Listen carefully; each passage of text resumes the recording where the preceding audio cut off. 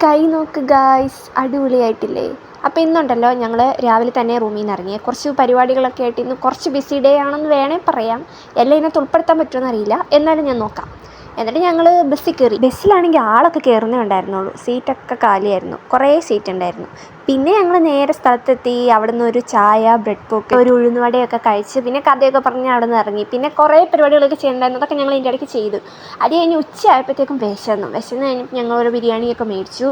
ബിരിയാണി പിന്നെ കഴിച്ചു. നല്ല ബിരിയാണിയായിരുന്നു, നല്ല വിശപ്പുള്ളതുകൊണ്ട് നല്ല ടേസ്റ്റായിരുന്നു. അതൊക്കെ കഴിഞ്ഞ് ഞങ്ങൾ നേരെ പോയി സ്കാൻഡിൽ കയറിയേ. ഫസ്റ്റ് ടൈമായിരുന്നേ ഞങ്ങൾ സ്കാൻഡിയിൽ.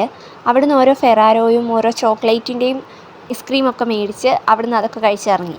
പിന്നെ നേരെ നമ്മുടെ ഹോസ്റ്റലിൻ്റെ താഴെയുള്ള ചേട്ടൻ്റെ കടയിൽ പോയിട്ട് ഓരോ സോഡ കുടിച്ചു. ഇതൊരു പുതിയ സോഡയായിരുന്നേ, ഇത് കഴിച്ചു.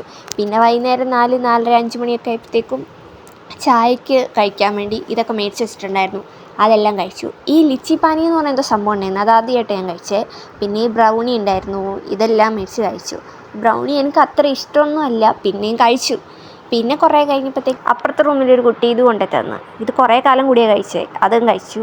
പിന്നെ രാത്രി ഹോസ്റ്റലിൽ നിന്ന് പൊറോട്ടയും ചിക്കൻ കറിയും ആയിരുന്നേ. എനിക്ക് പൊറോട്ട അത്ര വലിയ താല്പര്യമില്ല. മറ്റേ പ്ലേറ്റിൽ തോരനൊക്കെ ഇരിക്കുന്നത്, ആൾ ചിക്കൻ കൂട്ടില്ല, അതുകൊണ്ടാണ്. ബൈ.